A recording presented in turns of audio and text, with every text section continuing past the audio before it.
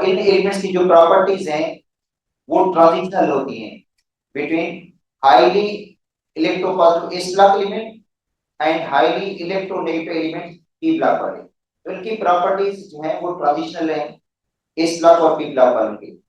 देखो S block वाले more electropositive और पी ब्लॉक वाले मोर इलेक्ट्रोनेगेटिव। तो इनकी जो इलेक्ट्रोपॉजिटिविटी होगी वो डी ब्लॉक और एस ब्लॉक वालों से कम होगी मगर पी ब्लॉक वालों से ज्यादा होगी। इलेक्ट्रोनेगेटिव को देखेंगे वो भी इंटरमीडिएट है। आईपी जो एंशियन पोटेंशियल है वो भी इनकी क्या है इंटरमीडिएट है। एस ब्लॉक वाले आयनिक बॉन्ड बनाते हैं, पी ब्लॉक वाले कोवैलेंट बॉन्ड बनाते हैं और ये बनाते हैं कोऑर्डिनेट कोवैलेंट बॉन्ड जिनके अंदर कोवैलेंट कैरेक्टर भी होता है और आयनिक कैरेक्टर भी है। लोअर ऑक्सीडेशन स्टेट होगा तो उनके कंपाउंड आयनिक होंगे, हायर ऑक्सीडेशन स्टेट होगा तो उनके कंपाउंड क्या होंगे कोवैलेंट होंगे।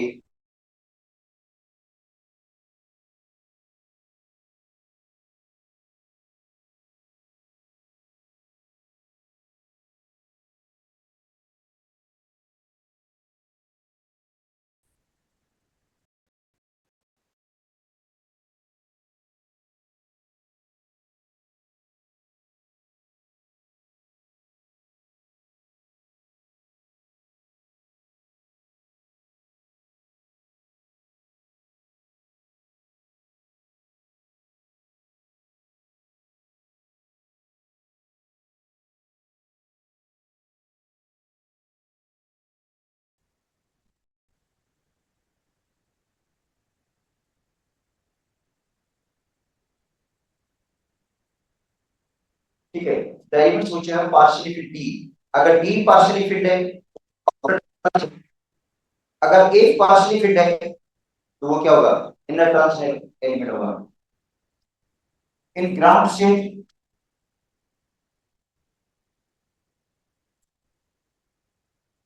स्टेट में or any one common oxidation state.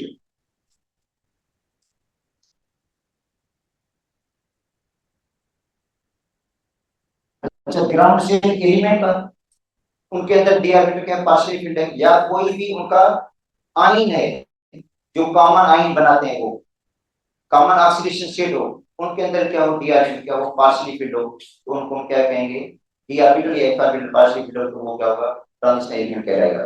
अच्छा, इनके दो टाइप्स हैं, एक होते हैं outer transition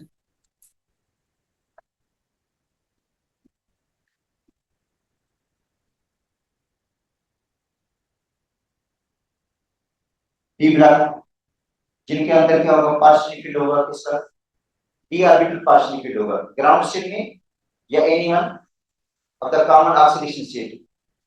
outer transition element दूसरे क्या होते हैं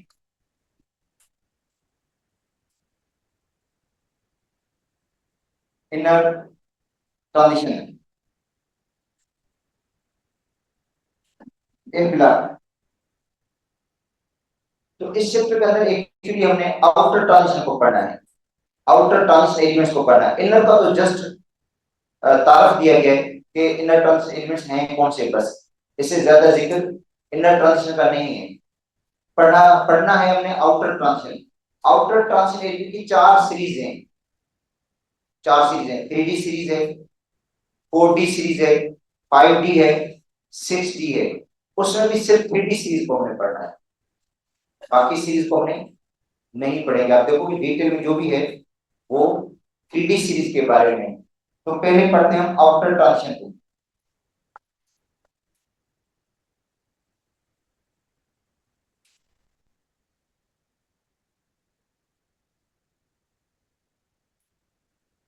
the elements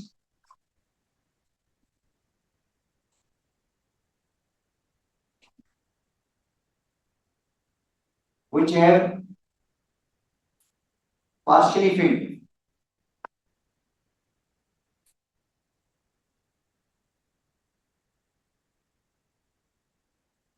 p orbital in ground state are any one common oxidation state.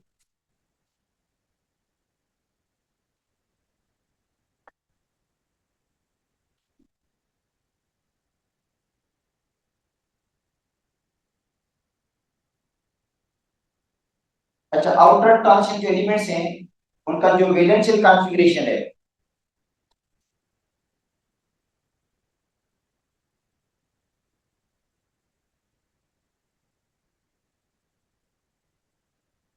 Outer transition elements की जो वैलेंशियल कॉन्फ़िगरेशन वो है n minus 1 d 1 to 10 n is 1 to 2। देखो n माइनस 1 1 टू 10, इसका मतलब है डी में इलेक्ट्रॉन कितने जाएंगे, 1 से लेकर 10 तक, और एस में इलेक्ट्रॉन कितने होंगे, 1 टू 2। मगर कुछ एक्सेप्शनल केसेस हैं जिसमें एस में इलेक्ट्रॉन एक होता है, नहीं तो क्या होगा, ज्यादातर एस में इलेक्ट्रॉन कितने होंगे, मोस्टली दो ही होंगे। एक क्रोमियम है जैसे कॉपर है, उसमें इलेक्ट्रॉन जो करता है वो जंप करता है, ठीक है, एस का इलेक्ट्रॉन डी में जंप करके उसको हाफ फिल कर देता है या कंप्लीट फिल कर देता है। अच्छा, तो आफ्टर ट्रांजिशन एस में एक है, ये स्टार्ट है पीरियड 4 से, स्टार्ट है। इसका मतलब है पीरियड जो तीन पीरियड शुरुआत वाले हैं उनके अंदर कोई भी ट्रांजिशन एलिमेंट है ही नहीं। पीरियड 3 तक सिर्फ रिप्रेजेंट एलिमेंट्स हैं, पीरियड 4 से ट्रांजिशन एलिमेंट्स स्टार्ट हो जाते हैं। अच्छा, तो पीरियड 4 और यह 3D सीरीज, 3D सीरीज को लेकर 3D में जाना शुरू करेंगे, 3D के अंदर इलेक्ट्रॉन की फिलिंग होगी। अच्छा, ये 3D सीरीज जो है ये स्कैंडियम से लेकर 21 से लेकर कहां तक है, जिंक 30 तक ये सीरीज है। और जिसमें इलेक्ट्रॉन की फिलिंग किसके अंदर होगी, 3D के अंदर होगी। अच्छा, एक्चुअली ये पीरियड का नंबर क्या है, 4 है, तो ये पीरियड का नंबर 4s 1 to 2 होगा। क्या होगा, 4s 1 to 2, और 4 में से एक जाएगा 3D 1 to 10। मतलब ये जो स्कैंडियम है, स्कैंडियम के अगर आप कंफ्यूगरेशन करोगे स्कैंडियम की, तो ये होगी 3D 1 4s2, इसकी क्या होगी 3D 10 4s2। तो यही है, देखो 1 to 10 डी में इलेक्ट्रॉन और आखिर में 10। 1 किसके अंदर, स्कैंडियम के अंदर शुरुआत होता है, 10 किसके अंदर, जिंक में।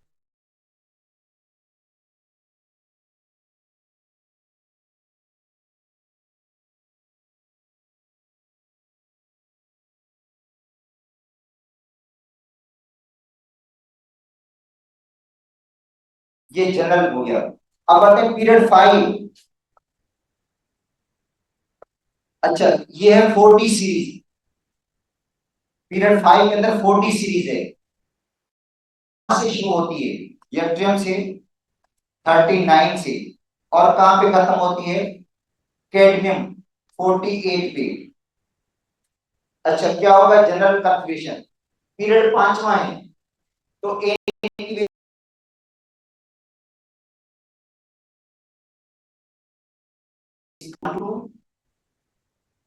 5 में से एक जाएगा 41 to 10, 1 to 10, तो ये पीरियड 6। अच्छा, अब इसमें अगर यट्रियम की करना चाहते हैं कॉन्फ़िगरेशन, तो क्या होगा 41 5s2,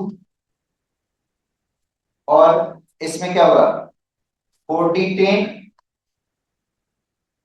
5s2। तो ये D1 और ये क्या हो गया, D10 हो गया है। अब आते हैं पीरियड 6, और पीरियड 6 में है 5D सीरीज।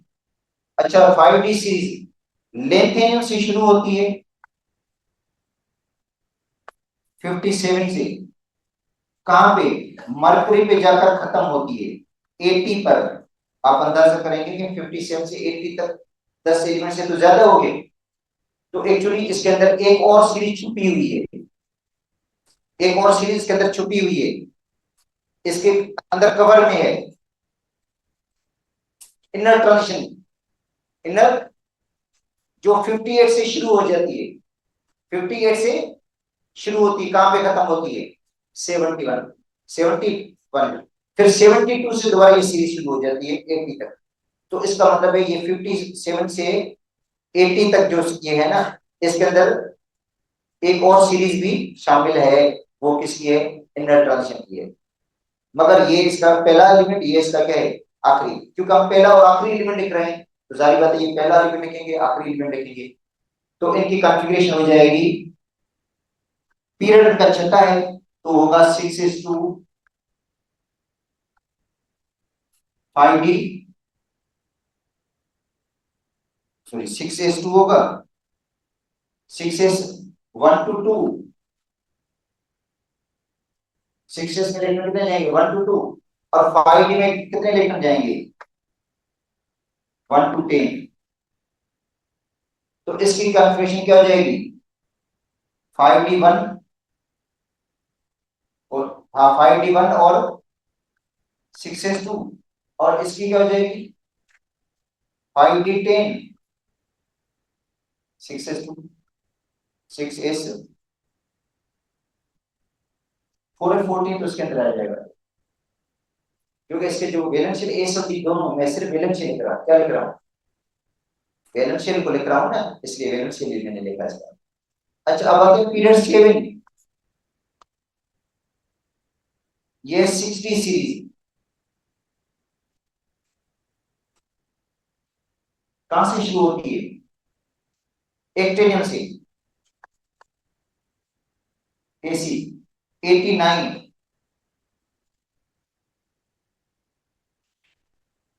और खत्म कहां पे होती है कॉपरेंशियम, कॉपरेंशियम पे सीएन पे खत्म हो जाती है, और इसका एटॉमिक नंबर है 112। तो इसके अंदर की एक और सीरीज है, क्योंकि 89 से 112 तक एलिमेंट तो बहुत हो जाते हैं, मगर इसके अंदर एक और सीरीज है जिनको इनर ट्रांजिशन बोलते हैं, एक्टेनाइड्स, जो शुरुआत है 90 से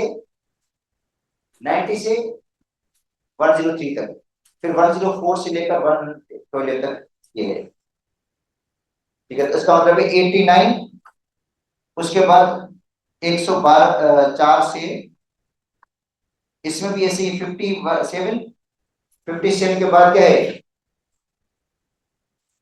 71 से, मतलब एक एलिमेंट 57 वाला है, उसके बाद 70 और 72, सॉरी 71 72, 72 से 80 तक, एक एलिमेंट 89 वाला है, फिर 104 से 112 तक ये डी ब्लॉक है। तो इसका मतलब शुरू में एक डी ब्लॉक है, उसके बाद डी ब्लॉक नहीं है, फिर क्या हो गया एलिमेंट एक में गए, उसके बाद 104 से डी में जा रहे हैं, तो उनकी कॉन्फ़िगरेशन हो जाएगी 7s1 to 2 और 6d1 to 10।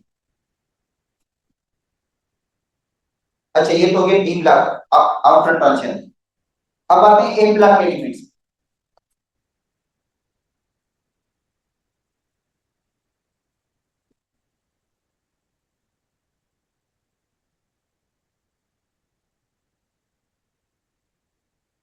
Inner transition elements,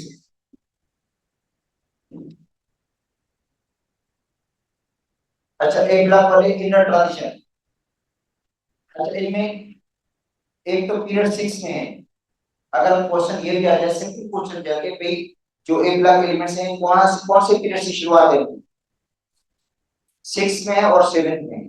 इसका मतलब है 6 और 7 से पहले ए ब्लॉक एलिमेंट नहीं है, पीरियड 5 में नहीं है, पीरियड 4 में नहीं है, ठीक है, पीरियड 6 में है और 7 में है, दो सीरीज है, एक है पीरियड 6 के अंदर, इसको हम कहते हैं 4 सीरीज, लेंथेनाइज, लेंथेनाइज 4 जिनमें की शील्डिंग फिर पुअर होती है, इसलिए इसमें लेंथेनाइट कॉन्ट्रैक्शन का मतलब इनका साइज में कमी होती है। तो लेंथेनाइट और लेंथेनाइट शुरुआत इनकी है 58 से और खत्म हो रहे हैं 71 पे, मतलब 58 से लेकर 71 तक। ये आपको एटॉमिक नंबर तो कम से कम याद करना होगा कि शुरू कहाँ पे हुए हैं, कहाँ पे खत्म हो गए।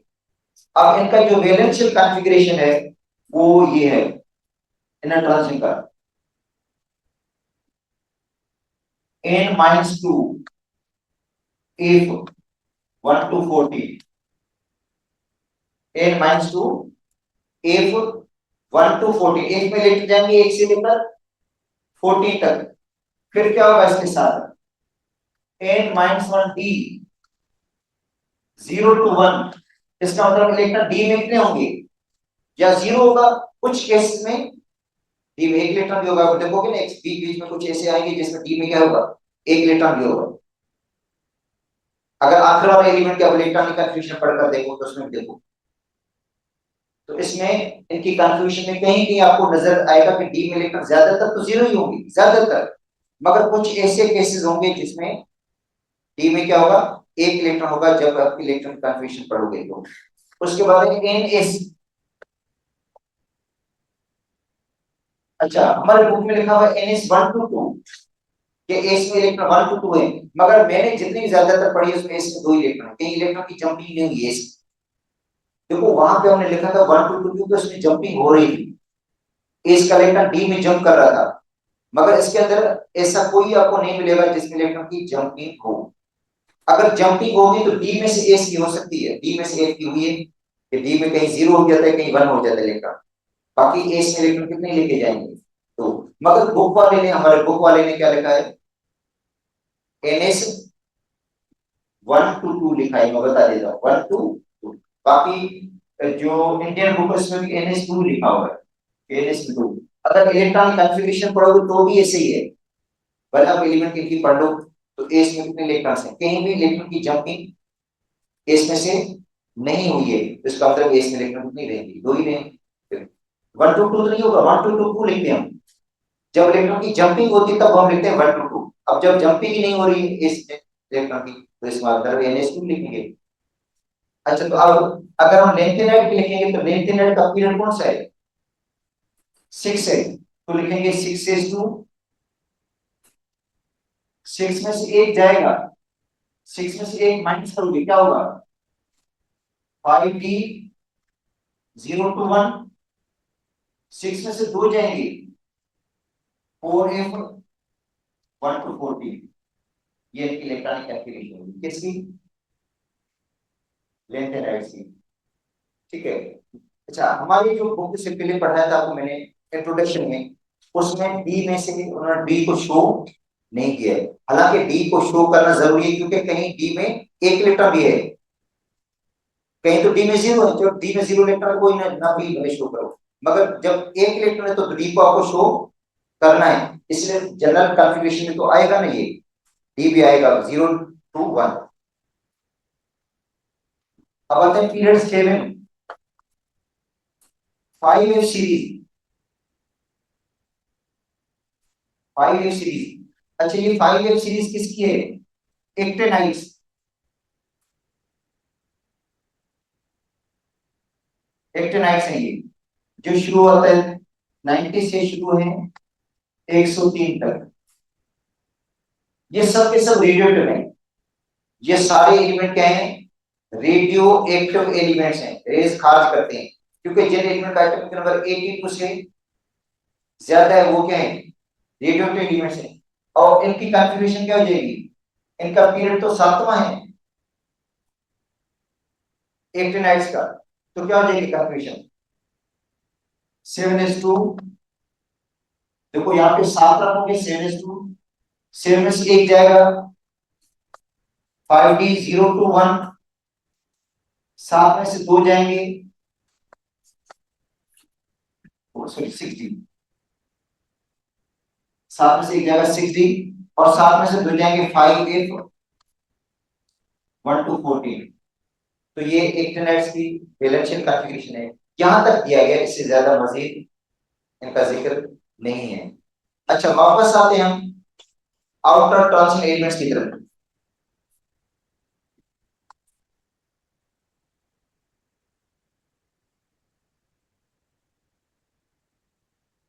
अच्छा, इनके अंदर एक होते हैं टिपिकल और दूसरे होते हैं नॉन टिपिकल ट्रांजिशन एलिमेंट्स। देखो, नॉन टिपिकल ट्रांजिशन एलिमेंट्स,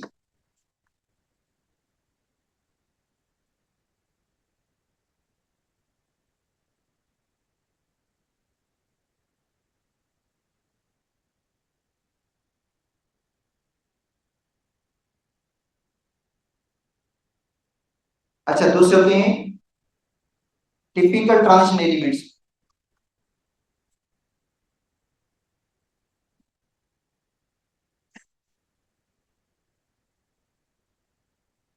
अच्छा, तो नॉन टिपिकल ट्रांजिशन एलिमेंट्स वो है जिनको ट्रांजिशन एलिमेंट के साथ तो रखा हुआ है। देखो, नॉन टिपिकल ट्रांजिशन एलिमेंट्स वो हैं जिनको ट्रांजिशन एलिमेंट के साथ आपने रखा हुआ है, मगर ट्रांजिशन एलिमेंट की प्रॉपर्टीज वो नहीं शो कर रहे, और उनका डी ऑर्बिटल या तो कंप्लीटली फिल्ड है, डी ऑर्बिटल क्या है, कंप्लीट फिल्ड है उनके काम ग्राउंड स्टेट में, या उनका जो कॉमन ऑक्सीडेशन स्टेट है उसमें डी ऑर्बिटल कंप्लीट फिल्ड है। जैसे जिंक है, जिंक का डी ऑर्बिटल क्या होता है, कंप्लीट फिल्ड है। जिंक जो आयन बनाता है, जिंक आयन बनाता है +2, उसमें भी डी ऑर्बिटल क्या होगा, कंप्लीट फिल्ड होगा। तो ये नॉन टिपिकल ट्रांजिशन एलिमेंट होगा। तो इसका मतलब ग्रुप सेकंड बी वाले, ग्रुप सेकंड बी वाले नॉन टिपिकल ट्रांजिशन एलिमेंट्स, क्योंकि उनका डी ऑर्बिटल कंप्लीट फिल्ड है ग्राउंड स्टेट में भी और कॉमन ऑक्सीडेशन स्टेट में भी। तो ये ट्रांजिशन एलिमेंट्स वाली प्रॉपर्टीज शो नहीं करते हैं, सिवाय कॉम्प्लेक्स फॉर्मेशन के। कॉम्प्लेक्स फॉर्मेशन होती है, कॉम्प्लेक्स कंपाउंड बनाते हैं, बाकी कोई प्रॉपर्टी ट्रांजिशन एलिमेंट्स वाली शो नहीं करते। या स्कैंडियम वाला ग्रुप, स्कैंडियम, यट्रियम और लेथेनियम, जब ये कॉमन ऑक्सीडेशन स्टेट वाला कंपाउंड बनाते हैं तो उनके डी में इलेक्ट्रॉन होते ही नहीं, डी में इलेक्ट्रॉन नहीं होता। तो डी ब्लैक एलिमेंट की डेफिनेशन क्या थी, the elements which have partially field, which have partially filled, they are filled in ground state or any one other common oxidation state। तो पहले आते हैं नॉन टिपिकल ट्रांजिशन एलिमेंट्स को पढ़ लेते हैं।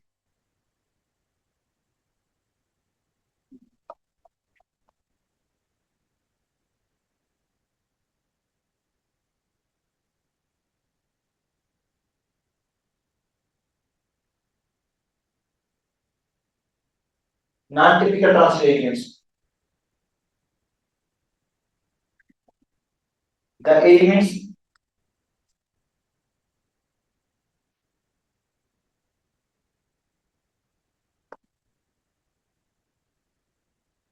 of group second B, zinc, cadmium, mercury, and group third B, scandium, yttrium और lanthanum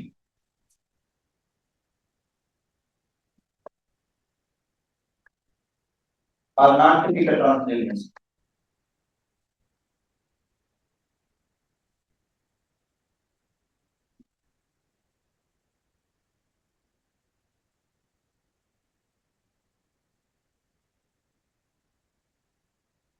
because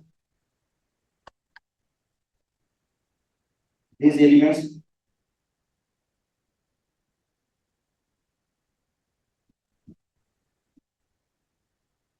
do not show the properties of transition elements।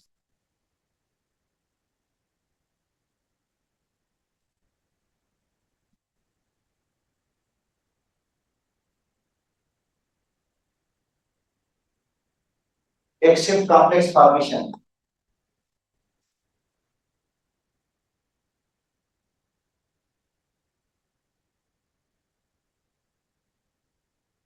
सिवाय किसी कॉम्प्लेक्स कंपाउंड बना लेते हैं।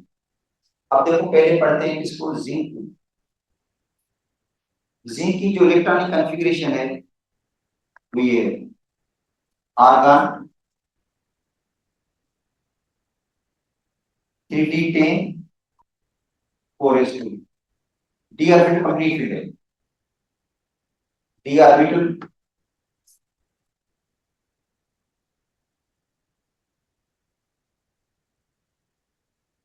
is completely filled in ground state या elemental जो state है इसकी, एलिमेंटल स्टेट है एलिमेंट की सूरत में। तो डेफिनेशन क्या थी इसमें कि डी ऑर्बिटल पार्शियली फिल्ड हो ग्राउंड स्टेट में या any one other common oxidation state. Zinc 2 electron lose कर लेता है, तो दोनों लूज किसके करेगा सबसे पहले, आउटर मोस्ट ऑर्बिट के। तो दोनों इलेक्ट्रॉन किसके जाएंगे, एस के जाएंगे। अब देखो अभी भी क्या है, कॉमन ऑक्सीडेशन स्टेट हो गई है, कॉमन ऑक्सीडेशन स्टेट। उसके अंदर भी देखो डी ऑर्बिटल क्या है, कंप्लीटली फिल्ड है। तो इसका मतलब है ये एलिमेंट्स ट्रांजिशन एलिमेंट वाली प्रॉपर्टी शो नहीं करेंगे। ट्रांजिशन एलिमेंट्स वो है जिसमें इलेक्ट्रॉन्स कितने हैं, 1 से लेकर 9 तक हो। ठीक है, किसके अंदर, एलिमेंट स्टेट में भी या कॉमन ऑक्सीडेशन स्टेट में भी। अब आते हैं, ये तो गया जिंक के ग्रुप की बात हो गई। जिंक कैडमियम मरकरी का ग्रुप जो भी है, जिंक है कैडमियम है मरकरी है। अगर हम बात करें कि कैडमियम की, तो कैडमियम की कॉन्फ़िगरेशन क्या हो जाएगी, आर्गन के बाद क्रिप्टॉन,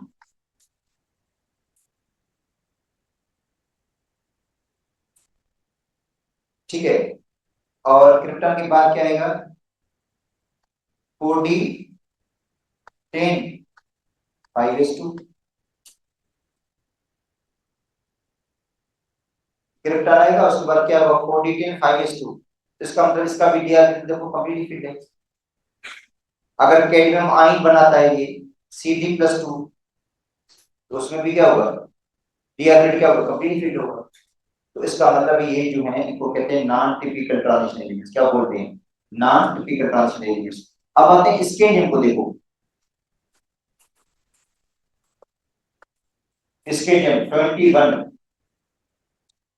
ग्रुप कौन सा इसका 3p है इसके नियम का। तो इसके नियम की कॉन्फ़िगरेशन ये है, आर्गन 3d1 4s2। अब इसके नियम 3,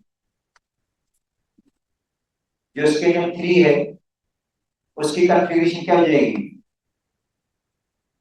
आर्गन 3d0 4s0।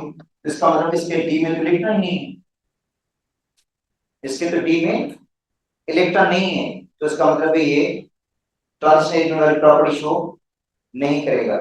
इसके नियम 3, यज्ञम 3 और दूसरा लेंथेनियम 3, इनके डी में कोई इलेक्ट्रॉन होगा ही नहीं।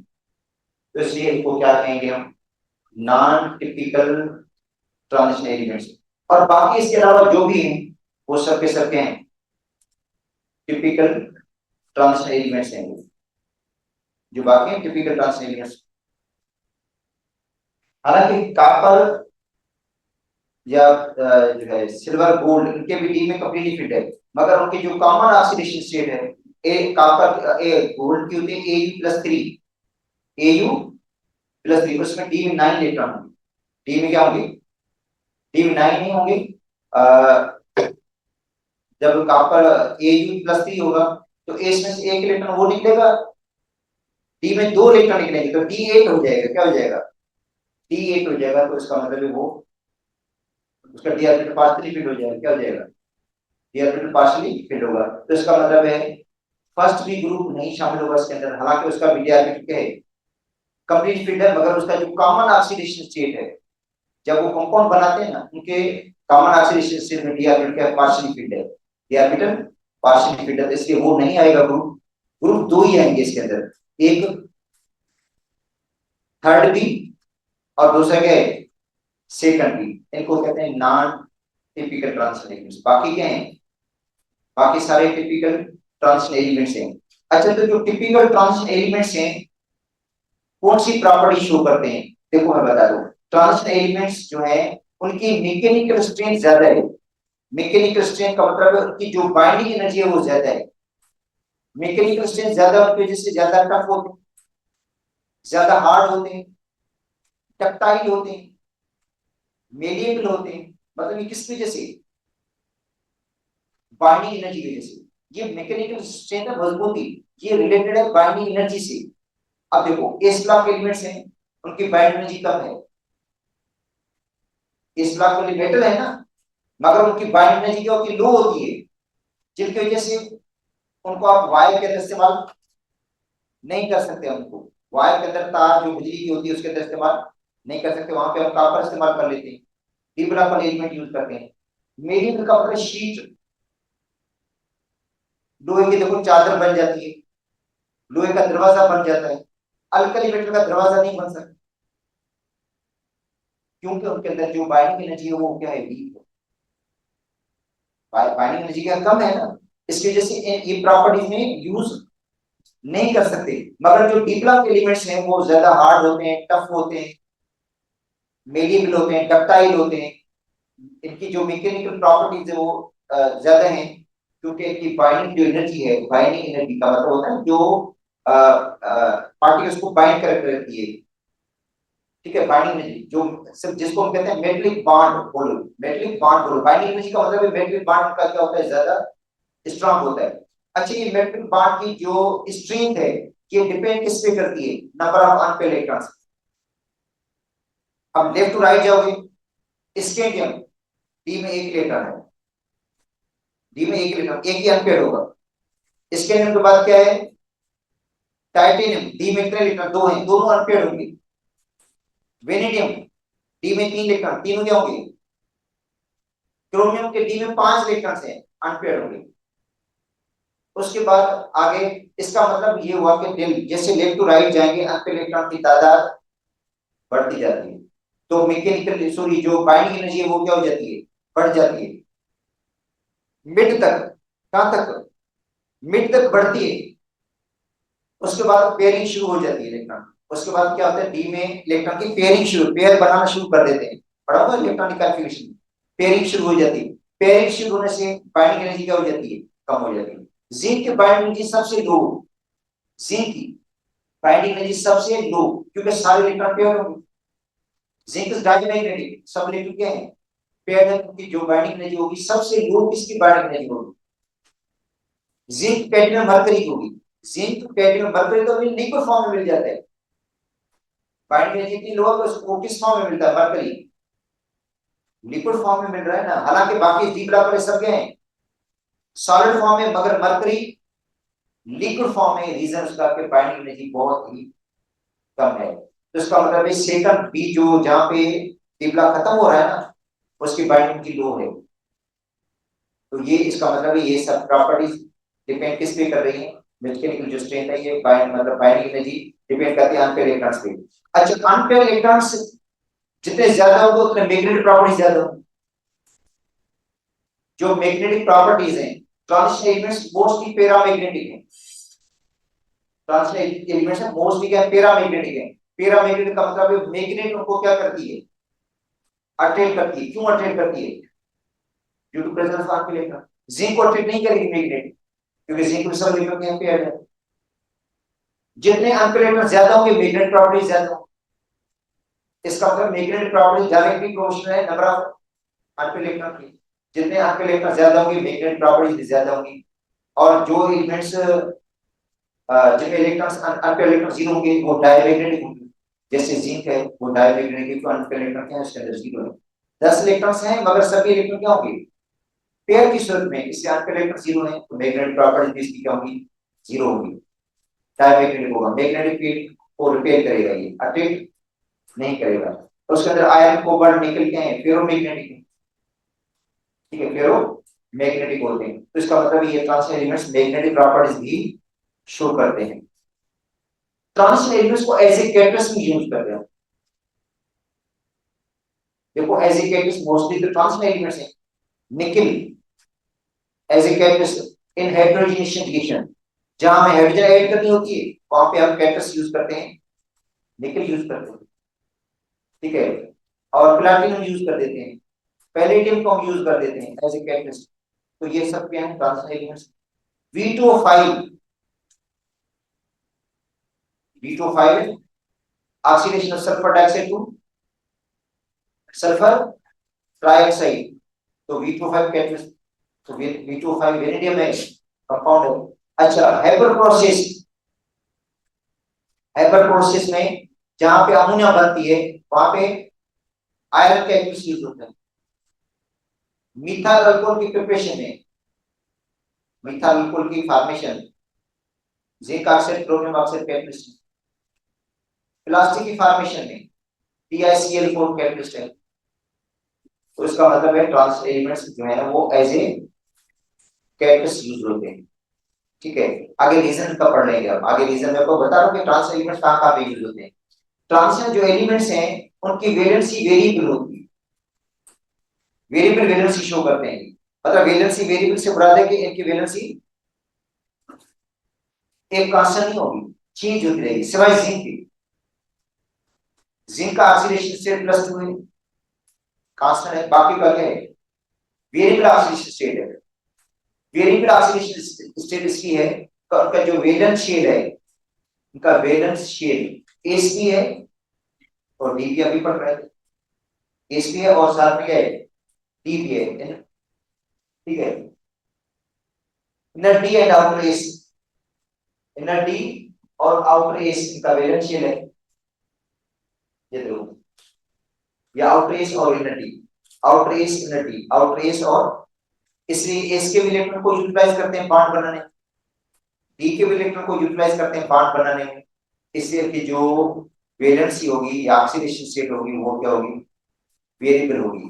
तो वेरिएबल वैलेंसी शो करते हैं, मगर उसके अंदर जिंक वो भी नहीं शो करता। मेल्टिंग पॉइंट और बॉइलिंग पॉइंट तो बहुत हाई है, क्योंकि इनके अंदर मेल्टिंग पॉइंट बहुत ज्यादा स्ट्रॉन्गर होता है। अच्छा, उसका भी पढ़ रहा है तो मेल्टिंग पॉइंट की जो स्ट्रेंथ है वो कहां तक बढ़ती है, मीटर तक। इसका मतलब क्रोमियम तक मेल्टिंग पॉइंट बॉइलिंग पॉइंट बढ़ेगा, उसके बाद दोबारा जिंक का सबसे कम होगा, जिंक का जो मेल्टिंग पॉइंट होगा वो सबसे क्या होगा, कम होगा, क्योंकि जिंक के अंदर जो मेल्टिंग पॉइंट है वो वीकर मेल्टिंग पॉइंट होता है। ठीक है, बाकी इंशाल्लाह पढ़ेंगे कल।